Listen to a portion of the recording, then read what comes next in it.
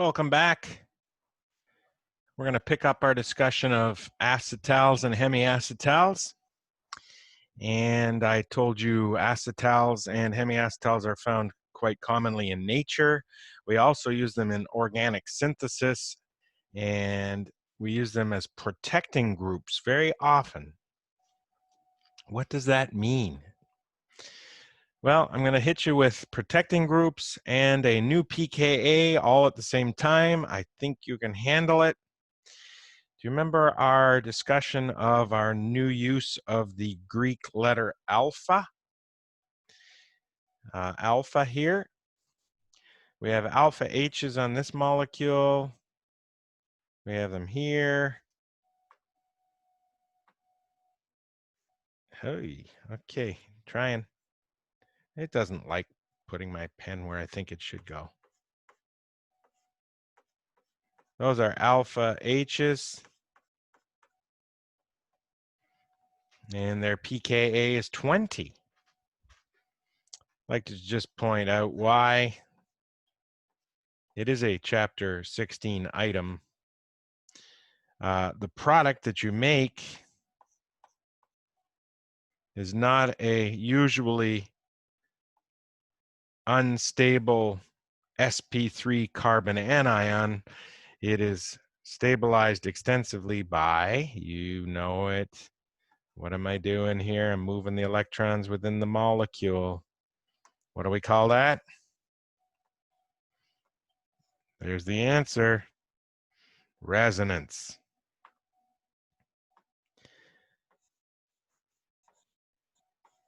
Pretty profound effect. We take something where we normally think of an sp3 carbon with an H as a pKa of 50. They brought it all the way back down to 20. Why? Because an O- is a lot more stable than a C-, and resonance stabilization further stabilizes the minus. So if you wanted to use your original knowledge of synthesis, which you will be using very soon, you will recall that a terminal alkyne has an H that can be taken off with a base. But I don't care what base you use, you're not going to take a pKa of, what's a terminal alkyne's pKa? You hit pause, you think about it, you come back and you get 25. Alpha H's, new pKa,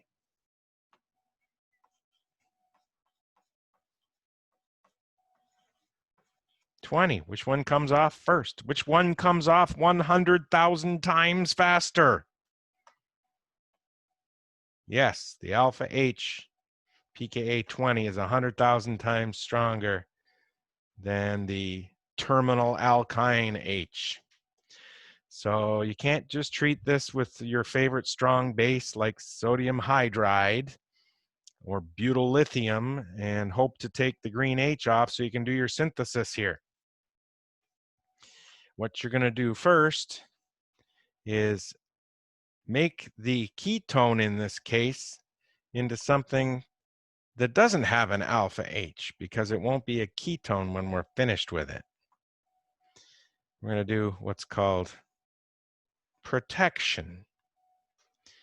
And I want to protect it as an acetal. We need to remember how to make an acetal. It's all good and well to know your new functional group, but how did we get there?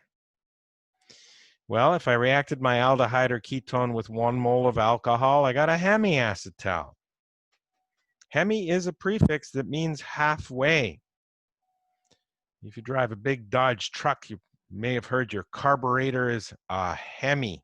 They used to call them that. And that just means the shape of the carburetor is a hemisphere, a half sphere.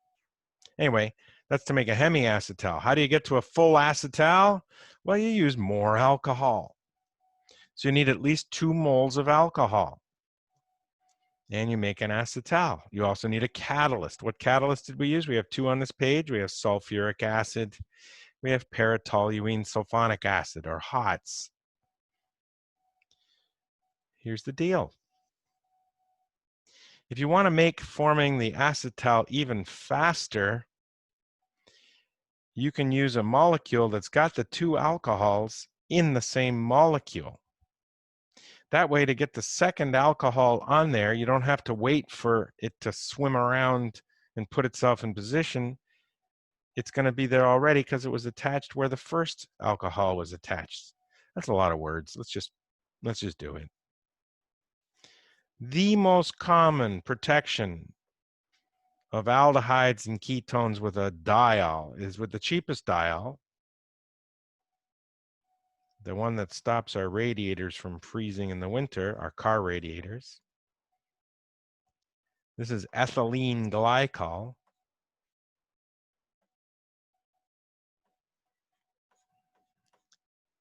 It's the toxic antifreeze. And the most common strong acid that's dirt cheap, sulfuric acid.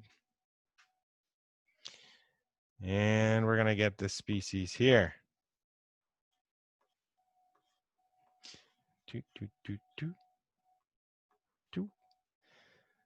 Remember, it's a geminal diether. And the O's, where did the O's come from in the geminal diether? They both came from the alcohol. All right, so let's do our own geminal diether. This O is going to attach to the carbon. I want to remind you the O was attached to a CH2, attached to a CH2, attached to the other O, which is now the other ether. I like ethylene glycol acetals. It looks like a, I don't know, it's got a little Bart Simpson to it here if you look at it. Okay. And there you go. We also have, what other product? I can't remember. Okay, I can, but maybe you can't.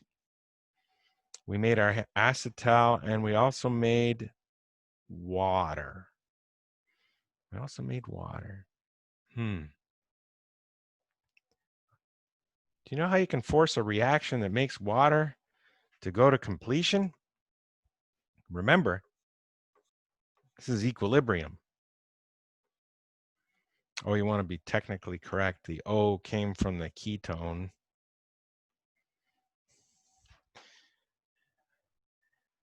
Le Chatelier says if you want to make a reaction that generates water go to completion, you should remove the water as it's formed.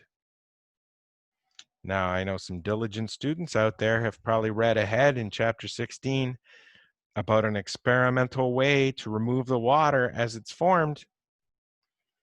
If I use the initials DST, does that mean anything to you? I'm going to go take it from the book. Here's the book. I'm bringing it over. I'm trying to bring it over. Doesn't want to move. Here we go. There, we have a picture of a Dean Stark trap. I'm not going to copy it.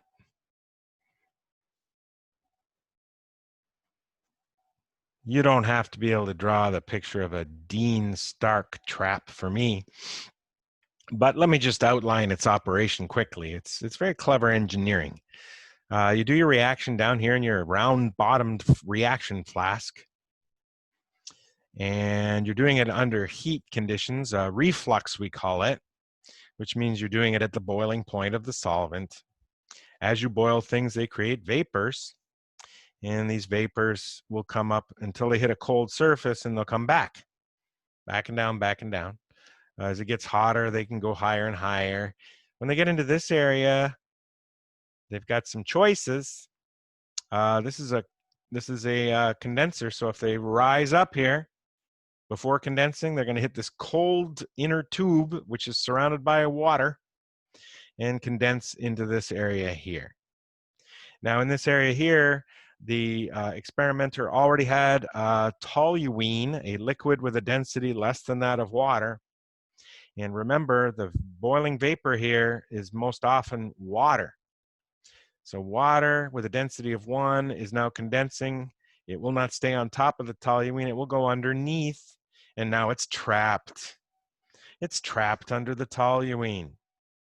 You can remove the water as it's formed, but it's removed as soon as it gets under the toluene. This equilibrium no longer acknowledges the presence of that water when it's hidden under the toluene. So Le Chatelier has been brought to fruition by using this Dean-Stark trap, and you've removed water from the equilibrium, so you will enhance the yield of your acetal. That's more of a lab discussion, but I found it useful. I'm going to use these initials a lot on every test, and I do not want you to be thrown off. It's more of an assistance to you than a hindrance. Dean-Stark trap should trigger your memory about one type of reaction. Those reactions where water's formed in an equilibrium reaction. Condensation is a very popular reaction. So when you see DST and you're stuck on a reaction and you don't know what type of reaction it is, think, oh, he's trying to tell me I think that it's a condensation reaction. Good. So DST traps the water, and now you've got a nice yield of your acetal. I'd like to point out that these H's are not even called alpha H's anymore because we can't really access them. They do not have a pKa different than 50 by very much. So what's the best acid available now in this molecule? It's the one we wanted to take off in the first place for our synthesis. So now I can do my normal synthesis. Step one, use my old school base that we started the day with. Remember, hydrides that are just with a metal are good, strong bases. And that will generate hydrogen gas with a pKa of 30, going away from 25. And 2, you can do your synthesis. We need to add a propyl group. If you count up here, there's the alkyne. Carbon 1, 2, 3 are all new. So we need Br or chlorine attached to a propyl group. And you're not quite done. You still got a protected carbonyl. What do you think the step is called that gets rid of the protecting group? If I told you it's called deprotection, I hope that would make sense. And we got our 3 carbons there, and we still have our little, did I gain a carbon? I don't think so. It's on the 3rd CH2 on the top. Yeah. Still got our protecting group, and we need to make our target molecule. And I want to make sure that equilibrium goes to the end. So let's go back a page, ask ourselves, if we have both of these in equilibrium reactions, how can I make it go from the right towards the left? What did you just do and to make it go to the right? We got rid of water. We used a Dean-Stark trap. I want to do the exact opposite right now. How are you going to make it go away from the acetal towards the original carbonyl? You're going to use a huge excess of water and the same catalyst.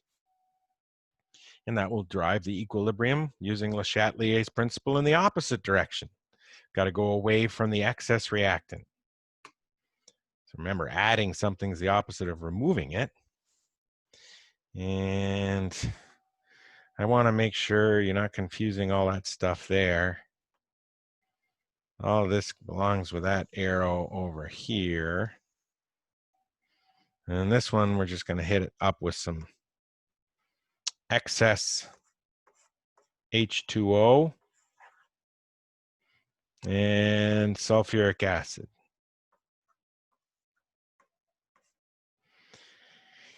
And if you remember, a reaction that creates a bigger molecule and also creates water is called condensation. Then I'm going to ask you to try to remember what's the opposite of condensation. We'll use the opposite description. You're starting with a bigger molecule, aren't you? You're using water to break up the bigger molecule to smaller molecules. What's the other small molecule? Yeah, if you're bookkeeping at home, you're also going to make your original ethylene glycol, aren't you? And the opposite of that is you're using water to break it up. Hydro, prefix for water. Lysis, suffix for breaking. This is one of my favorite portmanteaus as well. It's hydrolysis. Can I write that down?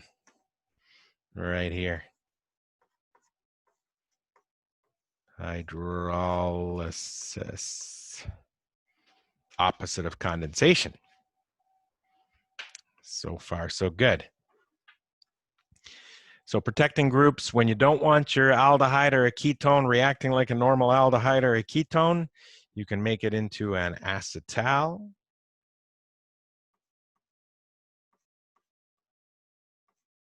And then do the chemistry in the part of the molecule where you want to do the chemistry. And then get rid of the protecting group hydrolysis, in this case serving as deprotection, and acetal formation serving as protection.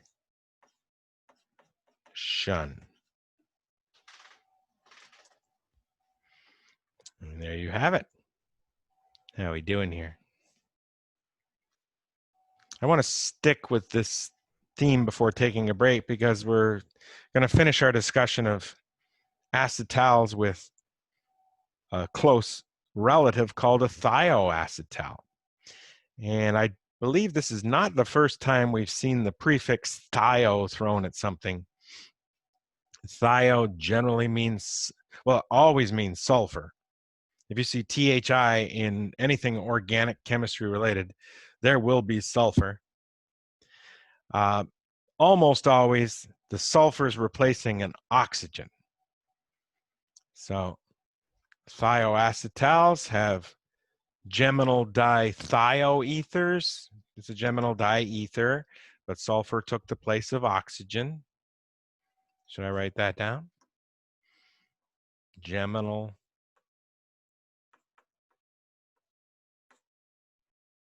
dithioether.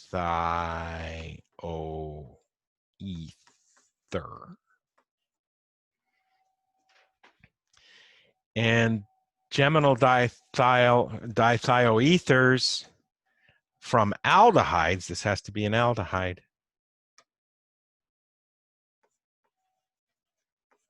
I'm not saying you cannot make a geminal dithioether from a ketone. Quite the opposite. They're easily formed. But when you do it from an aldehyde, you can take advantage of the unique chemistry of this particular geminal dithioether, and you can remove this H. This is not the alpha H. This is the one that's the aldehyde H. In a normal aldehyde, you can't remove this using acid-base chemistry. Can't be removed by a base. Just cannot.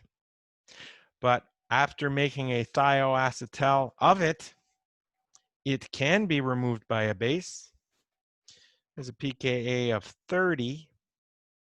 How can you make this reaction work to a high yield? I don't know if that was the best choice of base there. Doesn't H2 also have a pKa of 30? Not a huge issue. There's two things going in favor of this reaction, even though pKeq is not really one of them. Guess where H2 goes after it's formed? Can I remind you it's a gas? Can I remind you that gases do only one thing in life? They leave.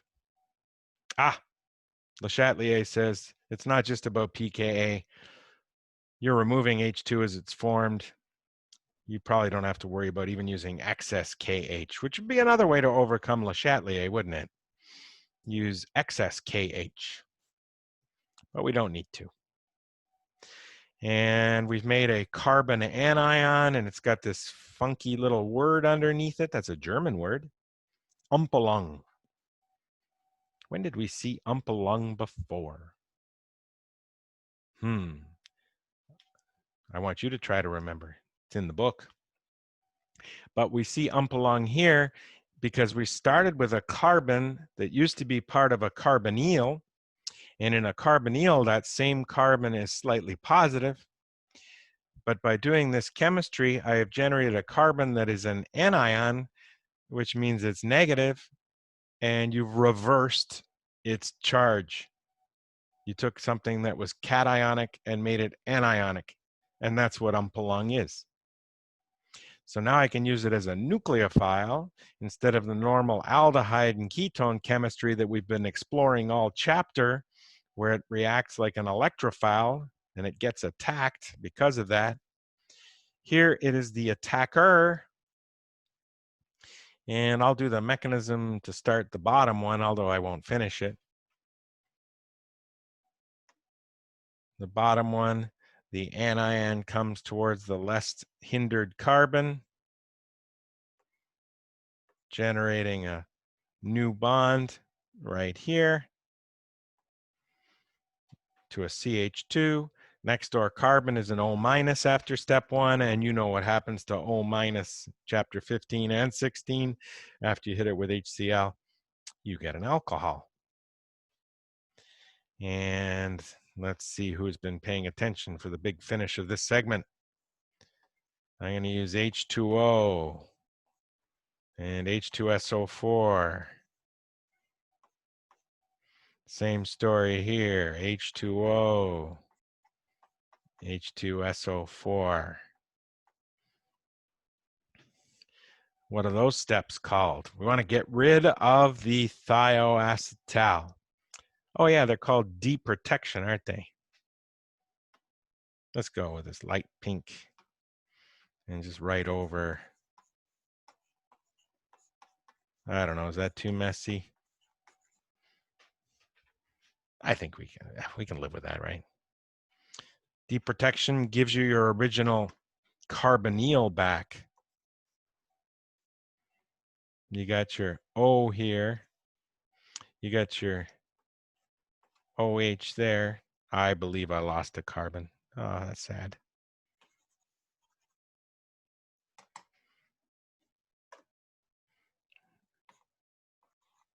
And it's not there either. Geez, I'm having a tough spot here. We have 3 carbons in a row. 1, 2, 3. Draw the 3 carbons in a row. Off the second one. You got the OH. There we go. Figured it out. Here we have the same 5. 2, 3, 4, 5, 6. 2, 4, 6. Sorry, miscounted. Carbonyl. And in this one, it is on the alpha position because we attacked an aldehyde instead. And the side products in both reactions are the sulfur equivalent of ethylene glycol and their side products. So let's make sure we don't make them more important than they are.